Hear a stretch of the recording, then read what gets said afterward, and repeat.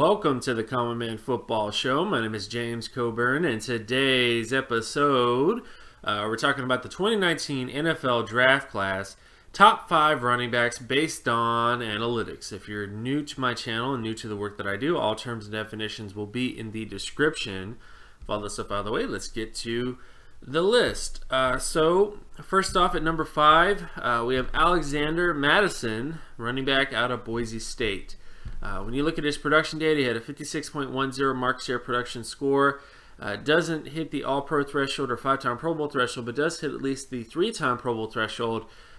Has some issues when you look at the average data. The average All-Pro score is 90.98, the average Pro Bowl score is 75.05, and even the average starter score is 74.41. But this is a theme that you're going to see in this video, is that most of the running backs in this class do not have great production data. They really don't. So you're really kind of going off of athleticism data, which is the only sort of thing that Madison has at least a decent amount of, is that he had an 85.55 explosion score, a 37.40 speed score, and a 55.04 flexibility score. He has Pro Bowl athleticism in terms of his explosiveness, but his speed and his flexibility testing is not that great.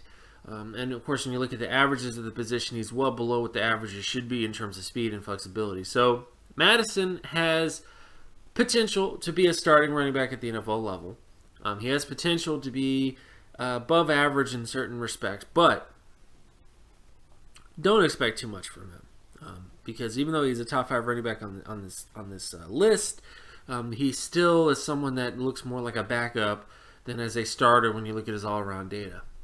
Then, of course, you can go to number 4. We have Alex Barnes, running back out of Kansas State. And I know a lot of you guys are going to be going, wait a minute, Alex Barnes, he has fantastic data, which he does. When you look at his market share production data, 89.25, which pretty much hits above the All-Pro threshold, the Pro Bowl, 5-time Pro Bowl threshold, and the 3-time Pro Bowl threshold. He, of course, also, when you look at the averages at the position, the All-Pro, he's pretty close to the All-Pro average. He's above the Pro Bowl average and above the starter average. And athleticism-wise, he's pretty much the most athletic running back in the class. At 94.58 in terms of explosiveness, 63.79 in terms of speed, and 90.85 in terms of 8.9 in terms of flexibility for his size. But he is a little older. He didn't quite hit the age threshold you're looking for at the position.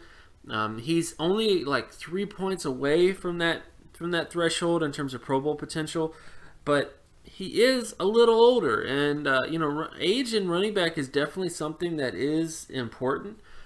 Most running back production peaks around age 25, and I think when it comes to Alex Barnes, I think when you look at the production data, it's great, and you look at the athleticism, it's very good, but I'm not willing to put him as a top back just because of that age concern.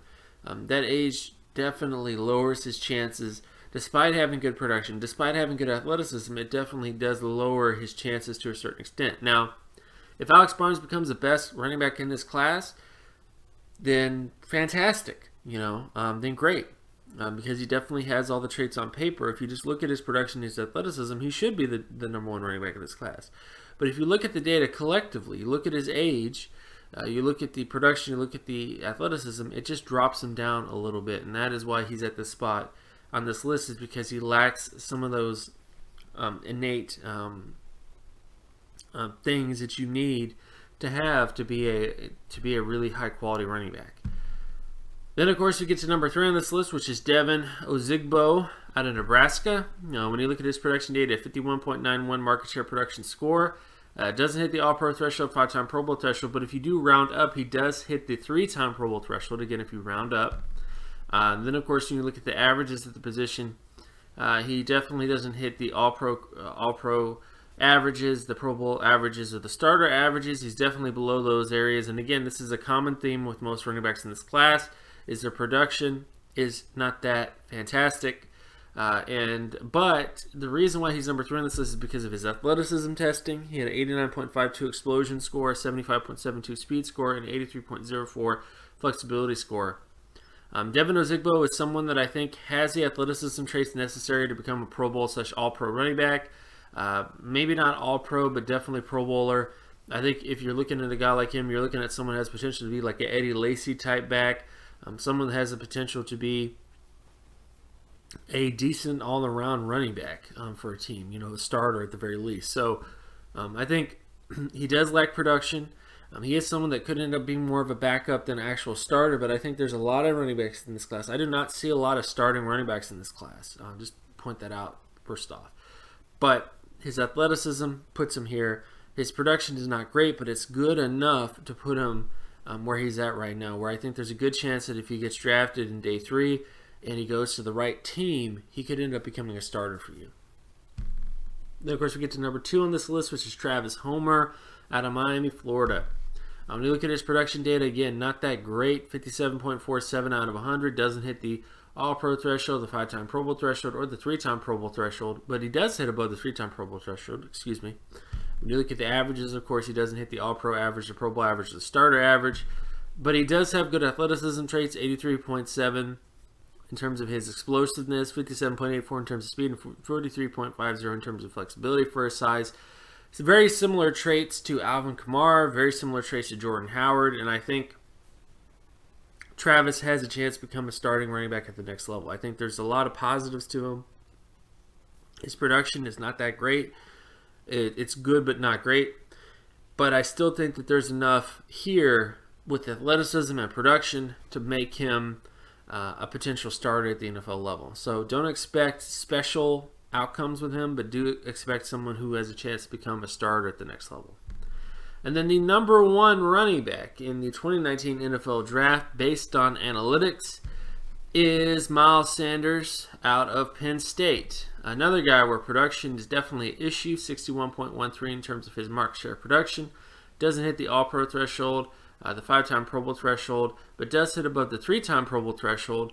When you look at the averages, of course, doesn't hit above what the averages are at the position in terms of All-Pro, Pro Bowl, and starter, but does have good athleticism traits, 69.39 in terms of explosiveness, 70.24 in terms of speed, and 80.04 in terms of flexibility for his size. Now, he's still someone that I do have question marks based on his arm length. He didn't quite hit the threshold when it comes to arm length at the running back position. There's only been a handful of running backs who had less than 31-inch arm length to go on to become a All-Pro / Pro Bowl running back, or even a starter for that matter. Those running backs were Chris Johnson, Devontae Freeman, and C.J. Spiller. So Sanders has that issue, but I think that there is a chance that he can become a starter. I think there is a chance that he's going to be drafted not super high, but definitely day 2, which I think is enough of an opportunity chance for him to become sort of a starter. But I think this is reflective of this entire running back class.